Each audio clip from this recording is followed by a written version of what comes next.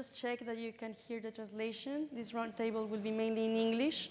We have mainly speaking English panelists, and then there is one French teacher, so we're going to switch between English and French. So maybe you will need to use the translation device. And if you need anything, if it is not working, please raise your hand in school. The technical service is just there, so if you need any help, just raise your hand and we will come get you and see what's happening. So welcome everyone to this first roundtable. I'm very happy to have you all here, see this full, very beautiful room with every one of you. So for the first hour of this morning, we're going to discuss about IDI for Sport and the IDI for Sport project. So inclusion and disabilities in and for sports. Please come in, everyone is welcome. So I'll start by presenting myself. That will be great, I think. So my name is Lina Rivera. I'm a project manager at the Europe unit in France Education International, and I'm supporting the team in the presentation of this roundtable, so I will be your moderator in this first hour, in the next hour and a half. Maybe the first thing will be to show you what we're going to talk about this morning. So the main idea is to discuss what has been done during this first year and a half, and what is the impact that we have seen so far. So this is why we have 2 European partners and 2 of our teachers who are going to share with us the experience of what has been done. In the IDI for Sport project, we have 6 countries and 7 partners. So the first country is France, which is coordinating the project with France Education International. And we have also the INSEI, which is the National Institute for Education and Inclusion. We have from Denmark, ISCA, which is the International Sports and Culture Association. In Greece, we have the University of Macedonia, and in North Macedonia, we have the Olympic Committee of North Macedonia. In Spain, we have España Se Mueve, and in Portugal, we have the Portuguese Institute of Youth and Sport. So just to give you a quick framework of what the project is aiming. This project is about inclusion and including kids with disabilities from 10 to 20 years in sports activities in schools and in also sport clubs. So maybe the first thing would be to go into our panelists. So welcome everyone. Thank you so much for being here. It's really a pleasure to host you and be with you, and actually it's your words who's going to be very interesting, not mine, of course. So we're going to start with Marta Diaz. So Marta, you are a psychomotor therapist at the Association of the Cerebral Palsy Association of AXA Texal in Portugal. If I'm not wrong, you have a degree in psychomotor rehabilitation. You are specialized in animal-assisted therapy, and you are also a therapeutic swimming teacher. You have worked actively in the creation of the training pathway, which was the training that was done with teachers around Europe. And you work closely with the IPDJ, so the Portuguese Institute of Youth and Sports. Marta, the first question for you would be why the project came into life. If we start talking about diagnosis, what are the needs and challenges that the project is trying to reach and focus on? Thank you. Good morning, everyone. First of all, I would like to thank the Portuguese Institute of Sport and Youth for inviting APCAS, Cerebral Palsy Association of Almada Seixal, to join IDI for Sport as an associated partner. APCAS is a non-governmental organization since 2011, whose mission is to promote the quality of life and inclusion of people with disabilities, in particularly those with cerebral palsy and their families. In the field of sports, APCAS provides regular sports practice for people with disabilities, and is also a research center for the community that provides knowledge, specific sports equipment for people with disabilities, offers training and awareness raising free of charge with the aim to promote inclusion in sports. Since 2013, more than 90,000 students with and without disabilities, people with disabilities, professionals, volunteers and seniors were involved in our projects. So, in response to the question posed, 1 in 6 people in the European Union have a disability, and the percentage of disabled people who drop out the school is significantly higher than the non-disabled population. as in the participation in a wide ranges of areas of life. According to 2022 Eurobarometer survey, having a disability is the third most frequently mentioned reason for not practicing sports more regularly. So to remove these barriers and improve disabled people's participation in sports, over 50 Erasmus Plus projects have supported these activities since 2014. The sex of children, as you can see, with disabilities to sports activities in Europe faces some challenges, such as the inaccessibility of sport structures, the lack of theoretical and practical basis for the implementations of inclusive sport activities, the lack of researches and funding, and the lack of the knowledge of the benefits and inclusion potential of adapted and specific sports for people and children with disabilities. Taking into the current European panorama, IDI for Sport was created. It seeks to develop the participation in sports of children and youth with disabilities against the backdrop of the 2024 Olympic and Paralympic Games, promote social inclusion, and increase the participation of young people with disabilities between ages of 10 and 20 in order to boost fairness and equality in the schools, in the school context and their lives. It is aimed at teachers, educators, sports coaches, students, and young people of school age and beyond. Just before going into how the training pathway was created, I would like to rebound to SIHAM. So if you are non-French speakers, you should use the translation. Sylvia, you will need to use the translation for SIHAM's intervention.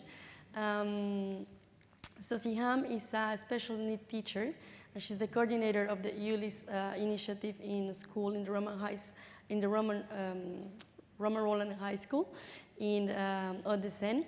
And actually, it's very interesting to have SIHAM with us because the ULIS initiative, as she will explain to us later, it's a very special initiative that is related to Ministry of Education policy. So your work experience in the field is very interesting, and we would like to know how it's related to the challenges that just Marta shared.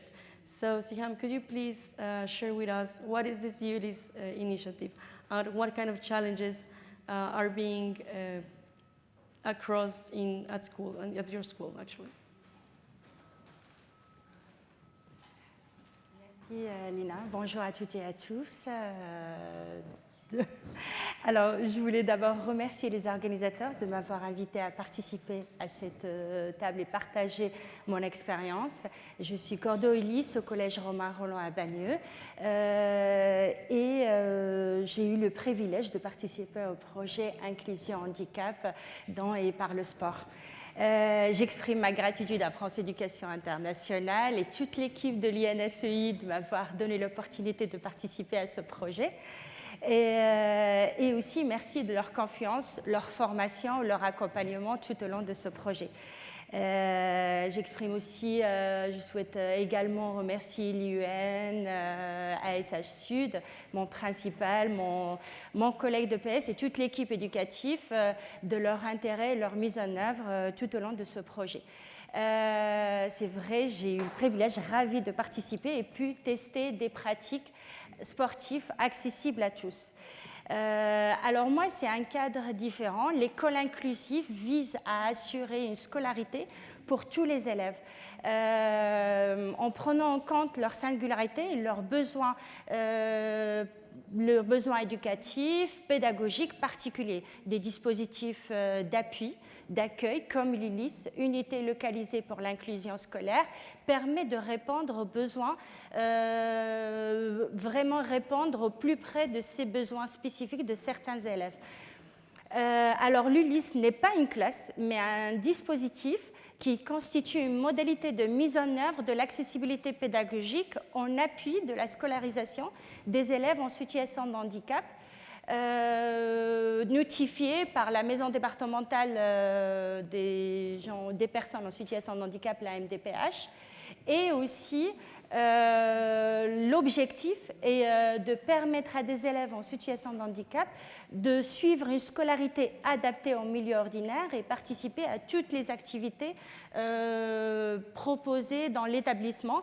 Cela vise à acquérir bien sûr des compétences, que ce soit scolaires, valider des compétences, obtenir des diplômes et élaborer leurs projets professionnels. Dans mon dispositif, dans notre collège à Romain-Rolland, l'ULIS accueille jusqu'à 12 élèves de 11 à 16 ans, avec troubles divers et variés, en troubles de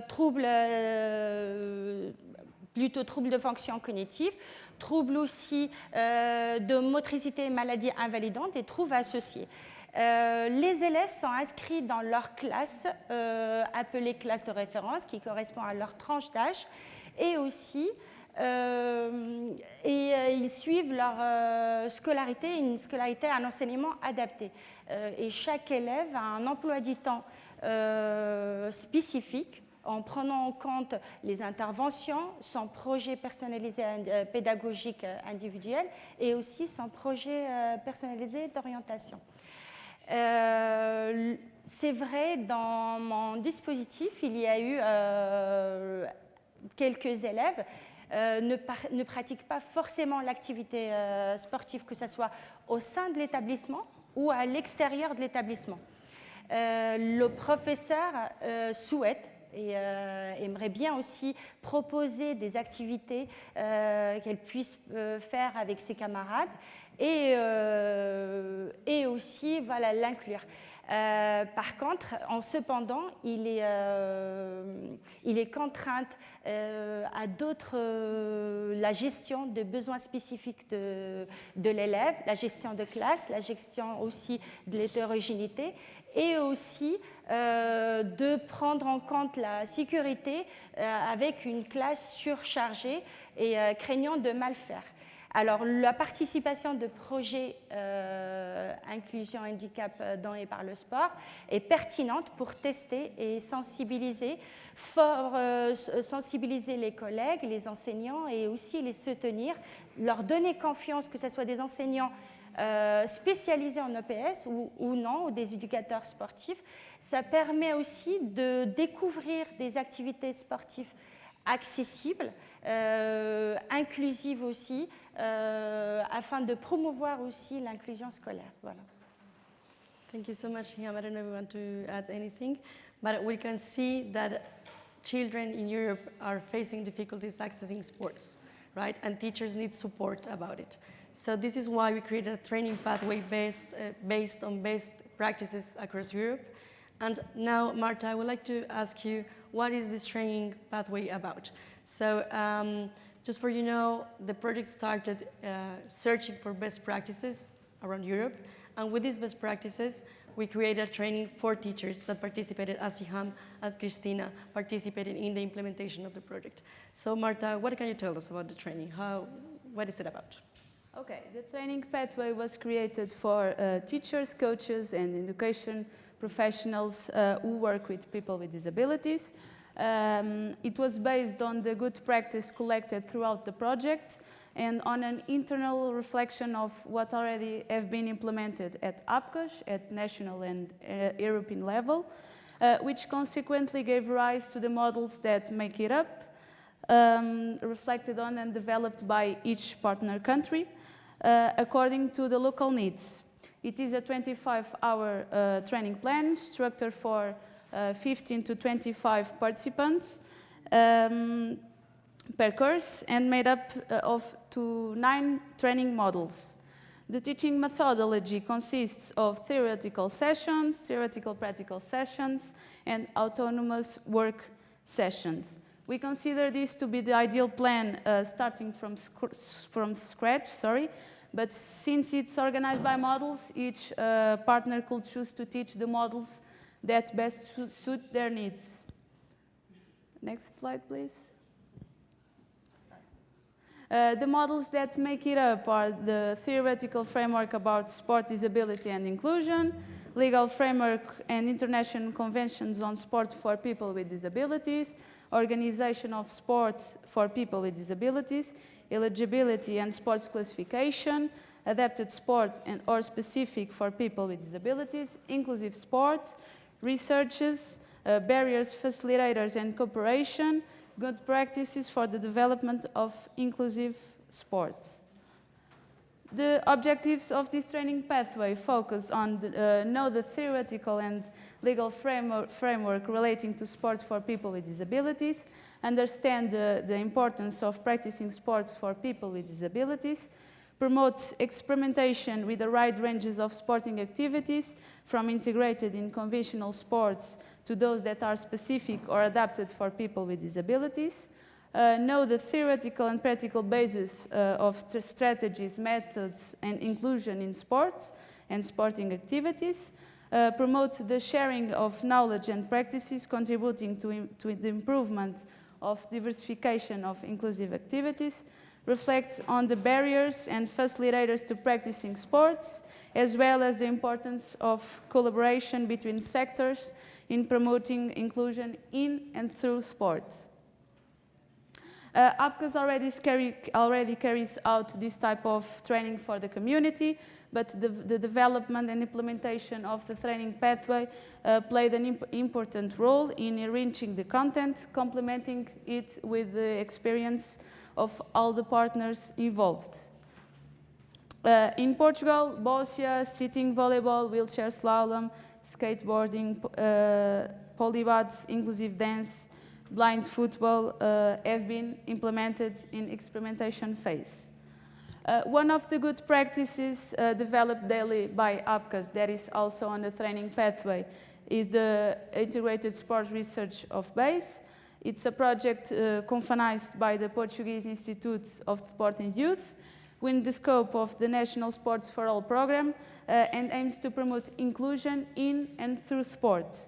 The aims are promoting the regular offer of physical and sport activities for people with disabilities, in particular with cerebral palsy, like boccia, frame running, wheelchair slalom, promotion of collaborative work by establishing a network of partnerships that allows the dissemination of good inclusive practices, and promoting the sharing of knowledge using training actions for teachers and technicians. Thank you so much, Marta. And speaking of best practices and inclusive sports, I recall you that you're very welcome this afternoon to experiment by yourselves one of these sports that she was just mentioning. And now we can go into experimentation. So now that we have the best practices, the training pathway was created, then it has to be implemented at schools and sports clubs. So I want to welcome Silvia. Silvia Mitesca, thank you so much for being with us. You're the founder and managing director of our Social Sports Solutions, and you're a project manager at the Olympic Committee of North Macedonia. Thank you so much for being with us. She participated actively in the experimentation, the leading of the experimentation for all of the European countries that participated in the project.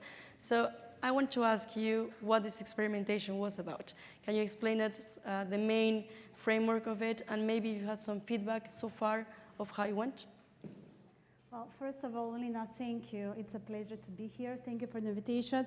And a big thanks to the organizers so far, to Evelyn, Vasilisa, Caroline, I'm sorry if I miss out on something, for the great hospitality we have enjoyed for the past few days.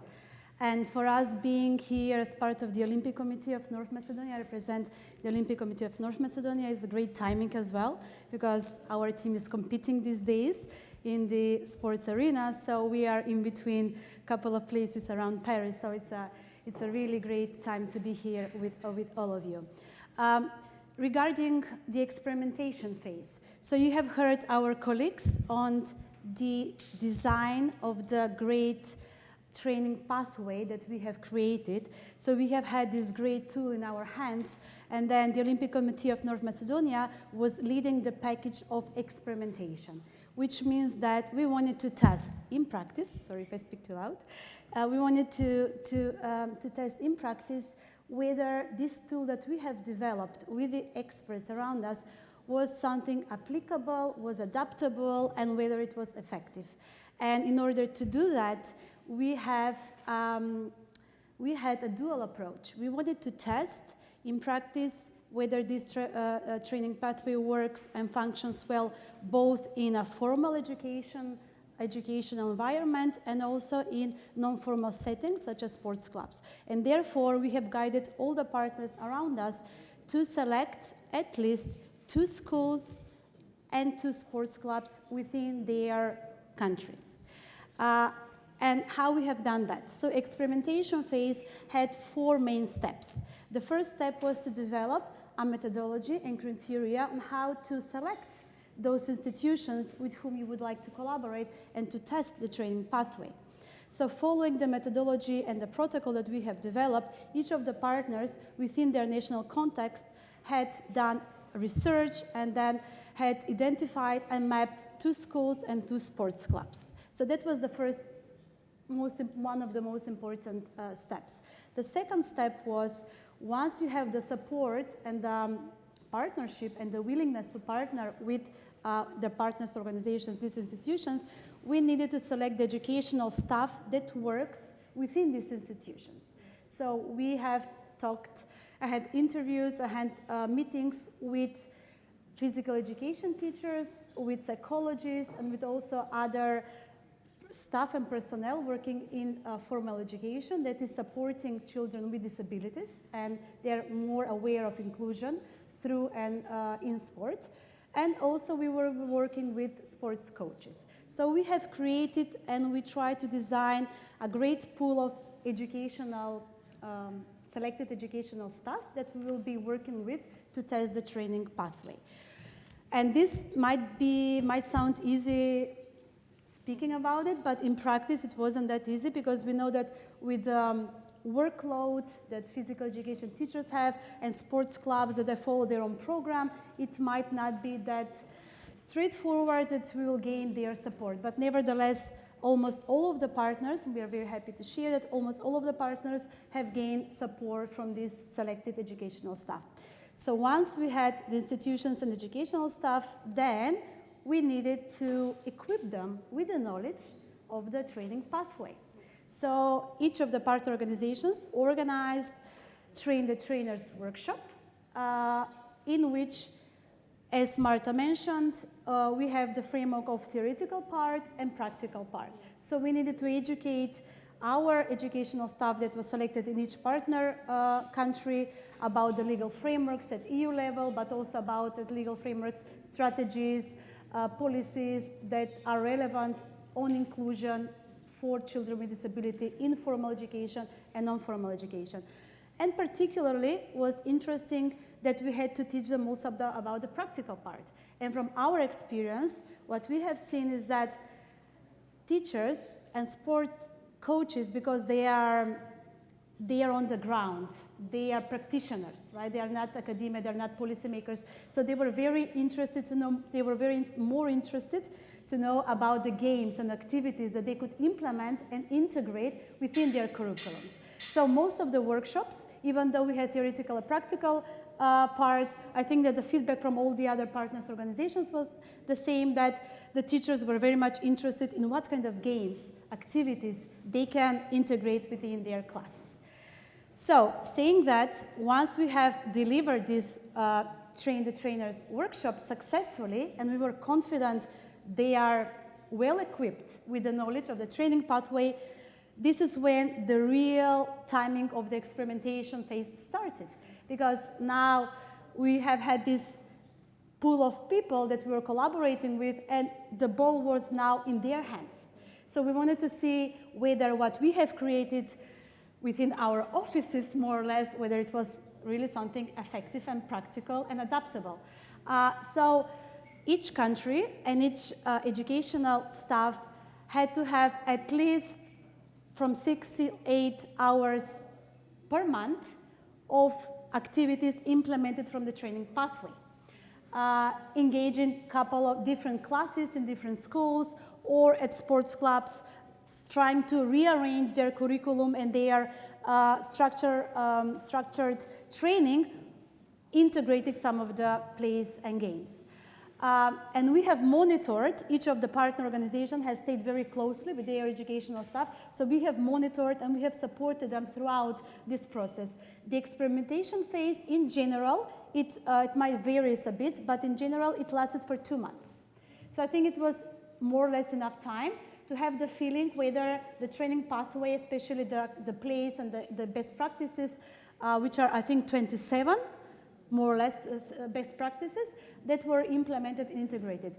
And I can proudly share that the feedback from the teachers and from the coaches was overwhelmingly positive, especially in North Macedonia, because North Macedonia is a country where we do pay attention of inclusion of people with disability in sport, but not sufficiently, and especially not in a formal education. So the initial feedback from the physical education teachers were that they never had an access to such a tool. And this tool has brought them some new, fresh, innovative ideas, and they has brought them some diversity within their regular classes.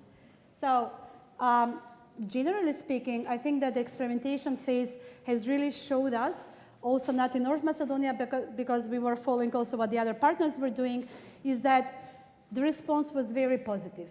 There is a place for improvement, as always. Our project is not perfect, and we can acknowledge that because we had meetings yesterday, full day, and we have discussed this in details. But we do know that we have a very robust, comprehensive product that can be adapted in different contexts and then can be multiplied in different regions around the world as well. So I would say that this is how the experimentation phase went. And of course, now the evaluation, the monitoring that we're doing in the next months will show us with numbers, with indicators, whether we have reached our objectives that we have set up in the project since the very beginning. Thank you so much, Silvia, for this very wonderful presentation of the training pathway and the experimentation phase. And actually, one of the main questions is the impact, the short-term impact. And you just said it, we have a very positive feedback from teachers, and we have 2 teachers with us today. So I will give the word to Christina. Christina Lusta, she is the principal of the 13th primary school of Stavroupoli in Thessaloniki. I'm so sorry if I'm mispronouncing the name of the city, but it's quite hard. I have been testing, it's very hard. So Christina, thank you so much for being with us today. She will show us how the training pathway went, what we implemented actually at school, and we're going to see a video with the feedback of students. So Christina, thank you for being here again. And what can you tell us about the training that you did at your school? Good morning, everyone. I'm very pleased to be here today. Thank you, Lina, and thank you, everyone, for the hospitality. We can start our presentation. In our school, the 13th primary school of Stavroupoli in the city of Thessaloniki, Greece, a total of 9 teachers and 2 physical educators, along with 132 students from grades 3 to 6 participated in the project. Among the students, 8 had learning difficulties and other type of difficulties, and 1 was diabetic. The program was divided into 3 parts. In the first part, we educated students about disability. In the second part, concerned the sports implementation. The third part focused on the students' feedback. We selected to implement goalball and sitting volleyball. At the first part, okay, it's a preparation. We learned, the next please. We learned the definition of people with disabilities as outlined by the UN Convention for People with Disabilities, where students understood that the disability may not always be visible or may not be mobility related. Then we, based on the general principles of the convention, we discussed about issues such as discrimination against people with disabilities and their inclusion in society. We watched videos about the difficulties that they face in their daily life in Greece. And we discussed whether society should adapt to their needs or they should adapt to the society, and what initiatives we could take to facilitate their lives. We learned real life stories of people with disabilities who explained how sports help them in their daily life. Of course, we talked about the Olympic Games and learned the history of the Paralympic movement, which led to the establishment of the Paralympic Games. We learned the Paralympic sports, and we watched athletes playing some of them to familiarize ourselves to them. We can now watch the video. Thank you.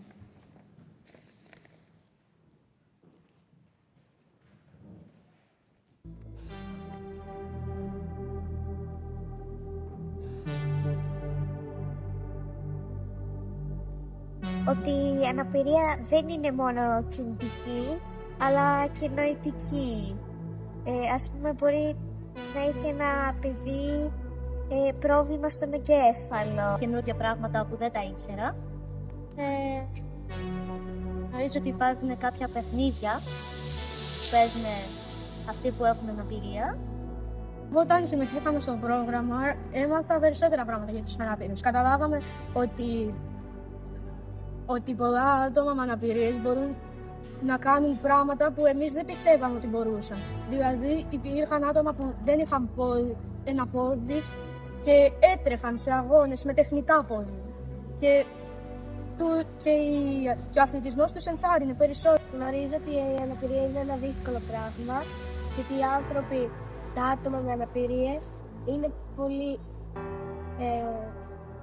χρειάζεται πολύ προσπάθεια για να πετύχουν αυτά που έχουν πετύχει. Έμαθα να παίζω το γκολ που έχεις ένα σκηνή στα μάτια σου και δεν πρέπει να βλέπεις. Και υπάρχει μια μπάλα που έχει ένα κουδούνι μέσα. Επειδή και εγώ αθλούμαι, κάνω ένα άθλημα το ποδόσφαιρο, γι' αυτό είναι δύσκολο άθλημα. Σκέφτομαι πόσο δύσκολο μπορεί να είναι τα αθλήματα για άτομα με αναπηρία. Έμαθα τις δυσκολίες που αντιμετωπίζουν τα άτομα με την αναπηρία και πώς μπορούμε να τα βοηθήσουμε. Εγώ μπάλα και δεν ήξερα ότι υπήρχαν αθλήματα για να άτομα με αναπηρία. Το παράνομο παρκάρισμα δίπλα από τις ράμπες, ότι οι τυφλοί δεν μπορούν να καταλάβουν πότε πρέπει να περπατήσουν στη διάδραση, οπότε θα πρέπει να υπάρχουν φανάρια ειδικά. Σίγουρα είναι πάρα πολύ δύσκολες και κυρίως στην Ελλάδα, γιατί στα σχολεία, ας πούμε, αν είναι κάποιο ανάπηρο παιδάκι, δεν έχουμε ούτε σανσέρ τίποτα, μόνο σκάλες και δεν μπορεί να ανέβει πάνω στη τάση. Δεν έχουμε πολλές ράμπες, τα αυτοκίνητα παρκάρουν σε θέσεις αναπηρία. Τα πεζοδρόμια δεν είναι όλα καλά και δεν υπάρχουν πολλά πλακάκια για τους τυφλούς. Ότι πολλά άτομα δεν τα σέβονται και τα υποτιμάνε και στην ουσία νιώθουν σαν να τους κάνουν bullying.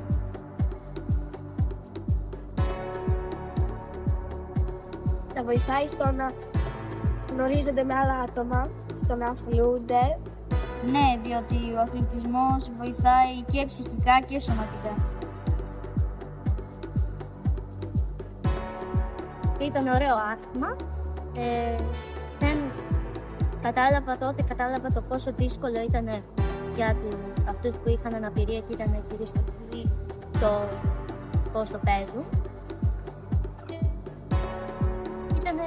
Όταν εγώ μπήκα στη θέση αυτού που παίζει, ήμουν λες και ήμουν μέσα σε ένα σκοτάδι, δεν έβλεπα τίποτα. Τότε κατάλαβα πως ήταν τυφλή. Ήταν πολύ ωραίο γιατί ήταν κάτι διαφορετικό και δεν το είχαμε κάνει ξανά και μου φάνηκε ωραίο. Ήταν πολύ ωραίο. Φάνηκε υπέροχο, επειδή μου άρεσε όταν έκανα την μπάλα και την κατακινούσα. Πάρα πολύ δύσκολο. Αλλά μετά έγινε πιο εύκολο επειδή το παίζαμε και έτσι βοήθησε την ακοή μου. Και μετά άκουγα πιο καλά από ό,τι άκουγα πριν παίζα. Και στο βόλεϊ είναι ένα πάρα πολύ δύσκολο άθλημα επειδή πρέπει να στερεώσεις τα πόδια σου.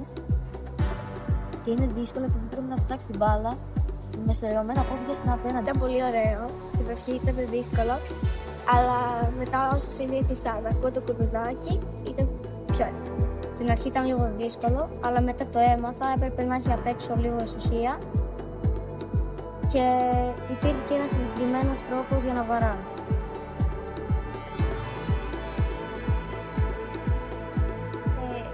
θα έβαζα ειδικά φανάρια για τους τυφλούς. Θα έβαζα περισσότερες ράμπες και το παράνομο παρκάρισμα σε σημεία που ο ανάπηρος δεν μπορεί να περπατήσει, να περάσει. Να πληρώνει πρόστιμο. Θα έβαφα τις διαβάσεις, θα έβαζα σενσές στα σχολεία, τα πεζοδρόμια θα τα έκανε πιο ίσια και θα έβαζα αυτά τα πλακάκια για τους τυφλούς. Θα εκπαίδευα πολλά άτομα ώστε να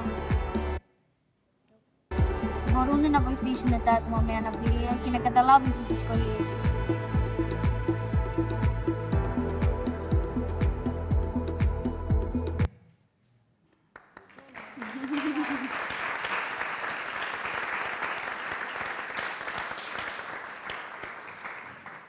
Well, you can see a little bit what happened with kids at school is very, I don't know, but I get very emotional when I see these kind of things.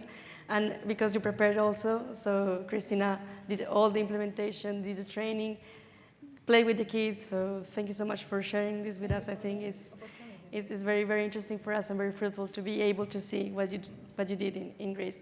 And I think that Siham, you can relate to what just Christina shared in the French context, of course. And one of the objectives of the project was to increase awareness and empathy between kids, teachers, and parents. So, Siham, can you please tell us how it went in France? What is your experience and your feedback from teachers, students, and maybe with your students of the ULIS initiative? For the other panelists, you can wear your headphones. Siham is going to speak in French.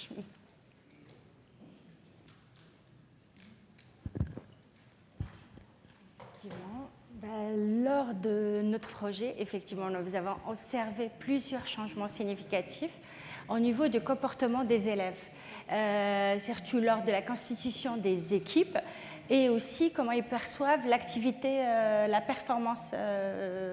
performance physique pour eux dans les activités sportives. Initialement, les élèves, lors de la constitution des équipes, essayaient de choisir ou choisissaient leur coéquipier en fonction de leur performance sportive et parce qu'il y a l'enjeu de gagner. Malheureusement, cela signifiait que les élèves en situation de handicap étaient choisis en dernier ou bien l'enseignant devait intervenir pour constituer le groupe ou voilà, changer ou modifier.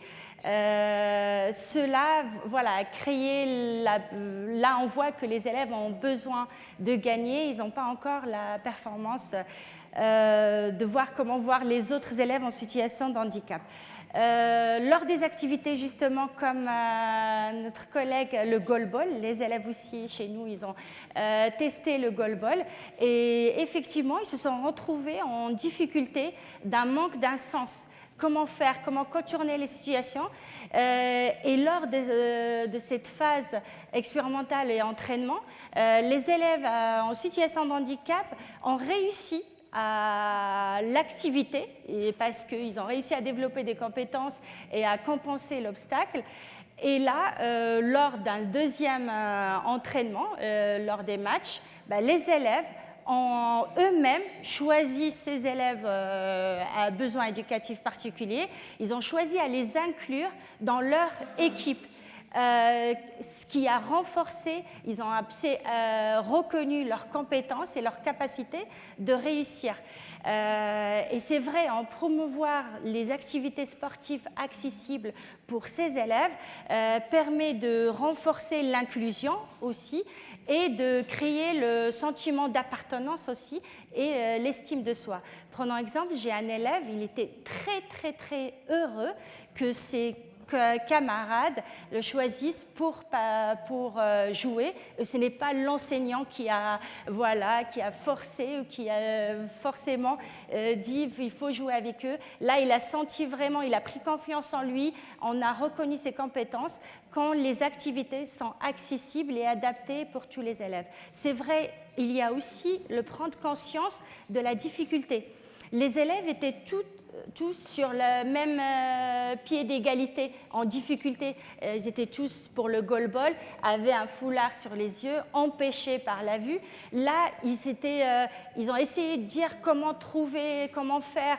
Et les élèves ont reconnu les compétences, les stratégies employées par des élèves en situation de handicap, comment contourner cette situation. Et la perception de voir la compétence a changé. C'est plus la performance physique et tout, c'est plutôt comment les élèves ont réussi à contourner l'obstacle, à développer des stratégies pour réussir l'activité. Tout cela permet aussi de créer l'empathie, la collaboration. Je dis quelques élèves ont même essayé de trouver des solutions. Je dis certains élèves parce que pour changer le regard, on n'arrive pas à changer le regard pour toute la classe d'un seul coup. Il y a toujours un début. Et c'est vrai, ils ont essayé de choisir des activités pour trouver des solutions pour leurs camarades, à travailler ensemble, comment on peut faire, quel rôle il peut avoir en dehors de telle activité. Et c'est vrai aussi, on permet les activités sportives inclusives qu'on a testées, on permet de créer un environnement inclusif où chacun se sent accepté en dehors de ses difficultés ou des besoins ou de ses obstacles. Chacun a pu contribuer à l'équipe à sa manière, à sa façon pour réussir tous ensemble.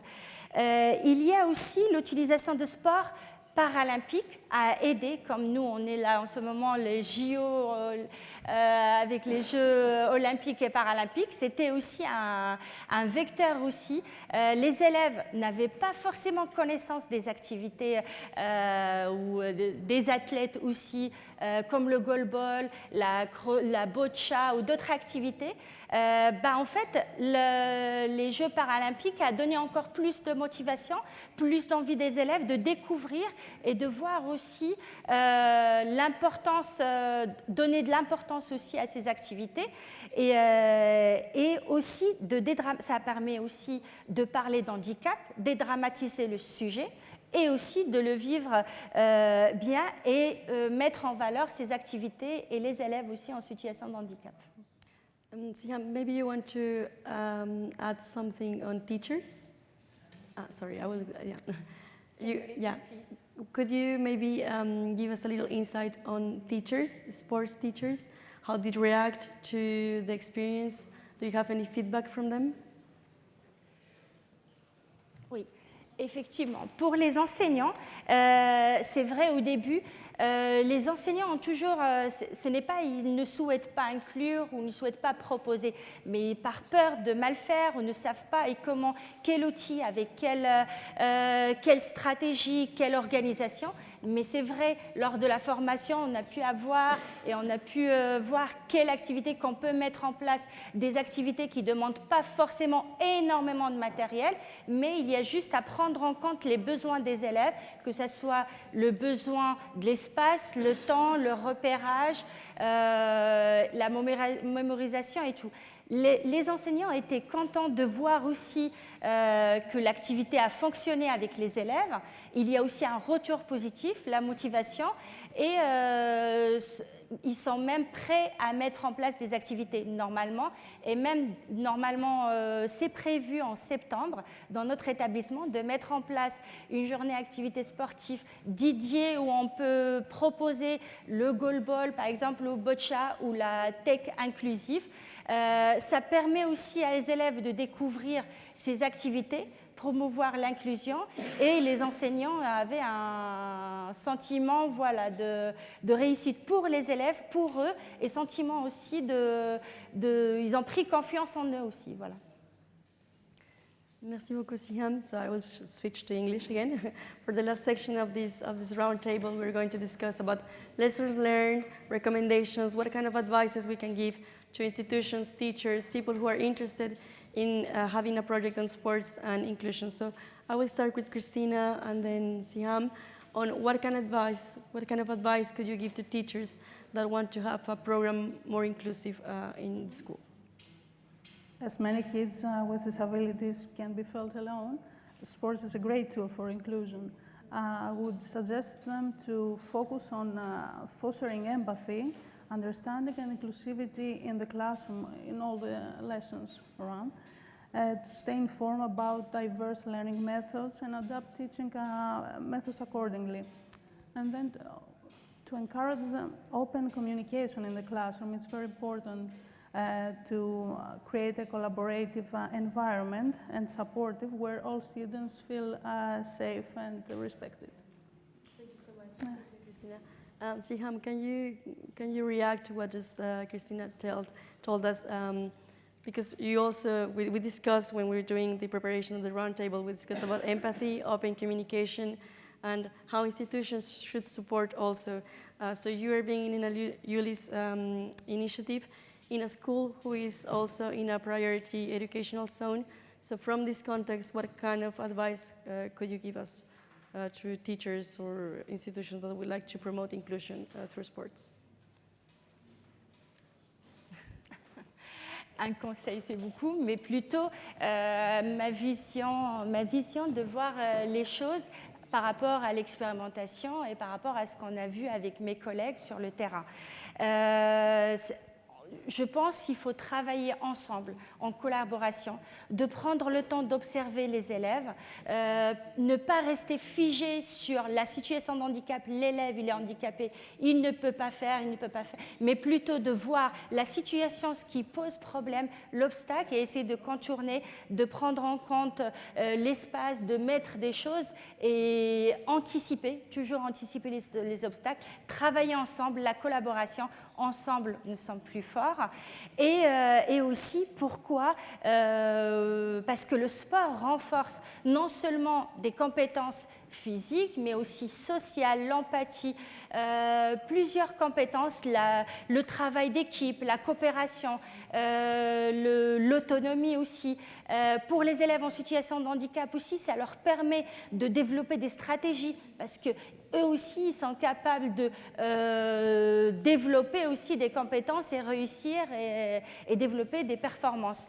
Et pourquoi ne pas mettre en place des activités inclusives comme ce qu'on a pu tester paralympique dans les établissements? Parce que malheureusement, dans la programmation ou progression dans les activités proposées aux élèves, on ne trouve pas forcément des activités inclusives comme le goalball ou boccia ou autres, où on peut donner l'opportunité à ces élèves de réussir.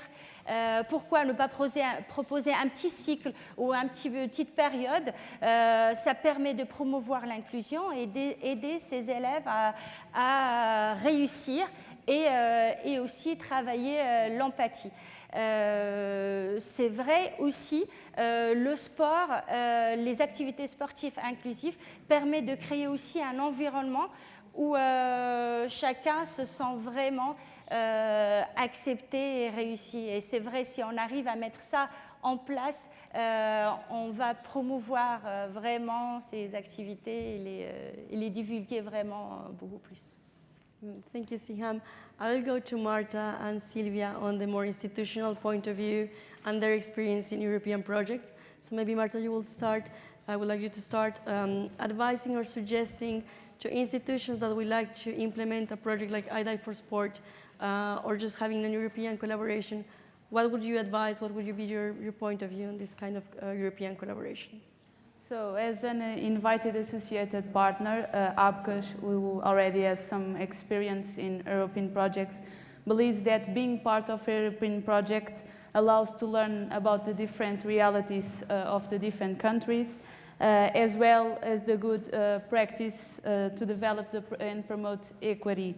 It encourages multi-sectoral collaboration, the sharing of experience, the training of teachers and coaches, and the dissemination of strategies that promote inclusion. The schools, countries, and institutions involved can create differentiated programs that promote the active participation of children and young people with disabilities, ensuring that everyone has the opportunity to enjoy physical and sporting activities and their benefits. Thank you you so much, Marta, for this feedback. And maybe, Sylvia, I want to compliment, to have the final word of this roundtable on what kind of advice would you give to institutions, European partners, teachers, or any kind of organization that would like to promote sports and inclusion? In the Erasmus program, or yeah. Well, I personally think that Erasmus program is one of the best initiatives of the European Union in general. I think that it really gives us the opportunity to work with people from different countries, different customs, different ways of doing, different perspectives. So for us, taking part in an Erasmus project is very valuable. And it's valuable not only that we have the opportunity to brainstorm and to design innovative tools and to think outside of the box, because we are not only in our national context, but we are working internationally, or at least at the EU level. So it really gives us this feeling of we can try innovative, new, fresh ideas, and we can work together with partners from different countries. At the same time, while this opportunity brings diversity in the room, at the same time you're exposed to these different ways of thinking and doing, different perspectives. So I think that exposure to multiculturalism is one of the most strongest points of the European projects in general. So we have been involved, me personally, with both organizations, with the Olympic Committee of North Macedonia and also with Sport Social Solutions in various Erasmus projects. And we have had a very positive feedback from all the people involved because they are praying that not only professionally but also personally they have been growing up. So my advice to everyone, to all the organizations, representative organizations that are present here, would be that partnering with different profile of organizations, being exposed and working in the same room with people from different regions and different countries, it's a great plus for your personal growth, for your advancing your national goals as well, but also for making meaningful connections, as we all know in this panel that we have already done throughout this project. Thank you so much, Sylvia. I want you to give an applause to these magnificent panelists of this morning. Thank you so much for being here. And we are right on time, you're very punctual, for questions. So we opened the mic for questions in the room for 15 or 20 minutes of questions, and then we're having a coffee break afterwards. So if you have any questions, I invite my colleagues to pass the mic. It could be in French, in English.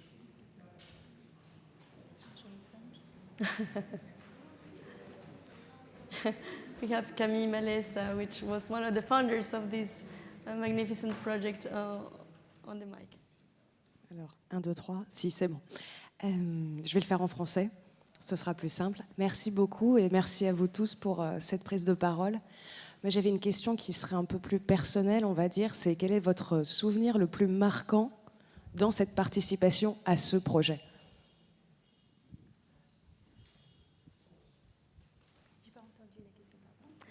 La question, c'est quel a été le souvenir le plus marquant de l'expérience à niveau personnel? Si tu veux répondre. C'est pour qui veut, mais si tu veux commencer. If any one of you wants to share the most beautiful. Alors, ce qui était le plus marquant, c'est de voir le sourire des élèves réussir l'activité, voir aussi les autres discuter avec eux, trouver des activités alternatives et les voir travailler ensemble.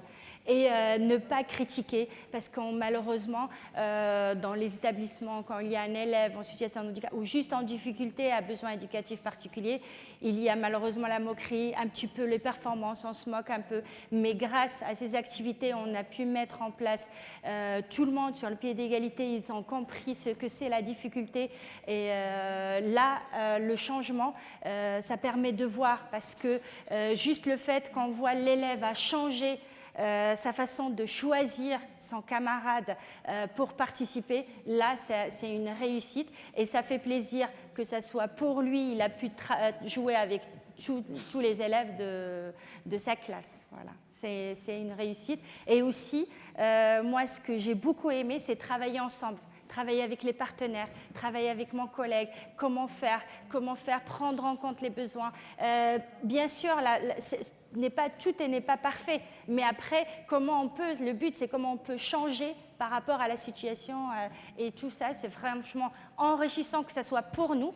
On apprend aussi des élèves, on apprend aussi de nos partenaires. Franchement, en travaillant ensemble, c'est bénéfique pour tout le monde. Merci, Siam. I don't know if any of the partners want to complete the question. Sylvia, you want to? Very shortly. So for me, the most personal strike within this project was that even though we come from different contexts, we face very similar challenges when it comes to integrated or testing or implementing inclusion in and through sport. So it was very interesting to see that coming from North Macedonia, also French people, French teachers, and Greek people, Greek teachers, and Portuguese and Spanish, they have very similar challenges and barriers when it comes to making inclusion raising awareness about inclusion within their own context. But I think that the collective effort and the consolidated approach that we all had in the room to brainstorm about the strategies that we will help us to overcome these barriers was something that really stayed with me. So even though we had the same barriers or different barriers in different contexts, but more or less the same challenges, we had the same objective for how to overcome those barriers. Thank you so much, Sylvia. Do you have another question from the room?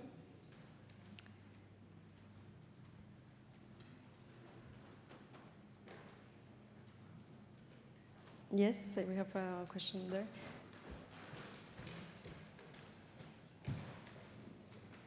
Bonjour, une question beaucoup plus pratico-pratique. Vous avez évoqué tout un tas de difficultés pour l'inclusion par le sport, les genres, les différents types de handicap et les moyens. Quel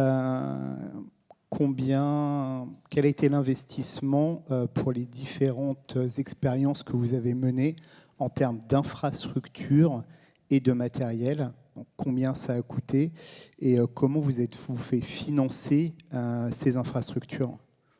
Je représente une mairie, donc forcément, je suis sensibilisé au sujet. Merci. Merci beaucoup pour la question. Thank you so much for the question. Maybe this will be mostly for Sylvia or Marta. In terms of material, what kind of investment was done to implement the project and how it was financed? Do you have any partnerships or how did it went? So in APCUS, we are, as I said before, we are a research center, so we have some specific material and equipment, and we, in experimentation phase, we can use the schools can use our material free of charge to try the inclusive practice with no cost, cost is nothing. And for us in Portugal, it's not a problem because we are a research center. We have equipment, specific equipment for inclusive practice and inclusive sports, and the schools, local schools, can use and can ask for use this equipment. So for us, it's not a barrier.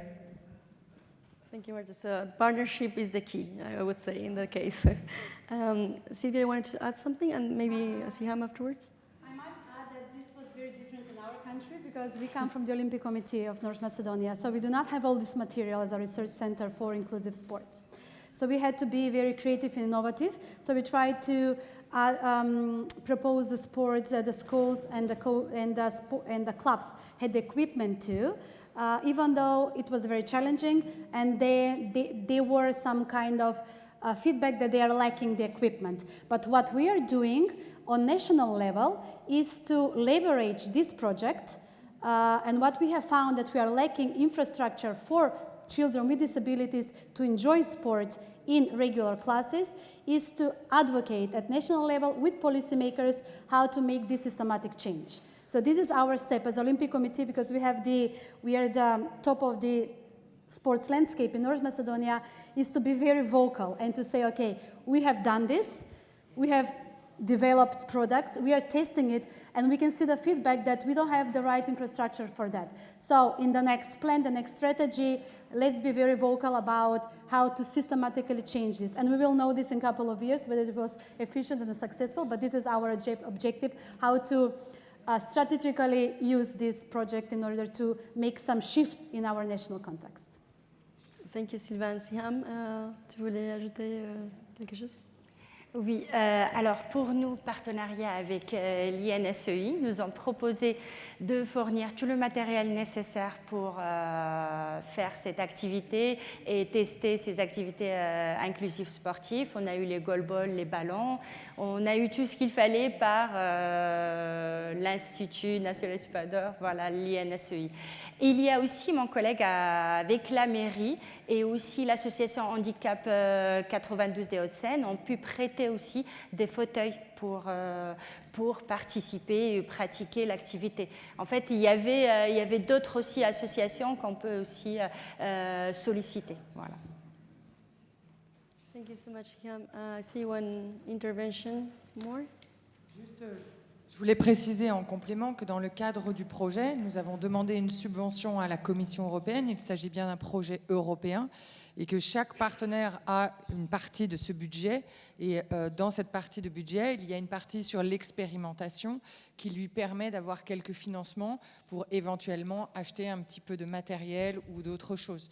Donc voilà, c'est quand même sur la base de ce projet européen que nous avons pu monter toute cette expérimentation, ce module de formation et voilà, tout l'ensemble du projet. Et donc le projet finance malgré tout une partie des réalisations. I think we have time for a last question, if there is any. If not, we can... yes, there is one just in the front row. Merci. Oui, je voudrais savoir dans quelle mesure l'expérimentation donc, qui a été conduite dans le cadre de ce projet a eu des effets en retour sur le module de formation, par exemple. Quels sont sur le module de formation en particulier? Est-ce qu'il y a eu des effets? Est-ce que vous avez tiré les leçons de cette expérimentation? Est-ce que cette expérimentation vous a appris des choses qui vous ont permis de faire évoluer les modules de formation? Je vais me permettre déjà de donner des éléments de réponse. En fait, l'expérimentation a fini fin juin. Donc, nous sommes en juillet et la journée d'hier a été consacrée à différentes thématiques, mais notamment celle-ci. L'évaluation va démarrer, mais d'ores et déjà, on peut dire que le module de formation pourrait être éventuellement plus user-friendly, plus facile d'accès, plus attractif pour les enseignants. Et donc, la deuxième partie du projet est constituée de l'évaluation de cette expérimentation et ensuite de voir dans quelle mesure on peut réadapter ce module de formation pour lui donner une plus grande pérennité dans le temps à l'issue du projet. Voilà. Thank you, Evelyn. I don't know if Siham, you wanted to add something? No? Oh, sorry. Because, yes, as Evelyn was saying, we dedicate the day yesterday to discuss this. So I think you will have time to read the results in a couple of months. And especially, we will have the final conference of the project in North Macedonia next year, if I'm not wrong. And there will be policy recommendations. So keep updated, and you will be able to follow all of these results very soon. I thank you all for joining this discussion, and we can have coffee for until 11. So please don't lose yourselves in FAE for the second roundtable at 11 in the morning. Thanks so much.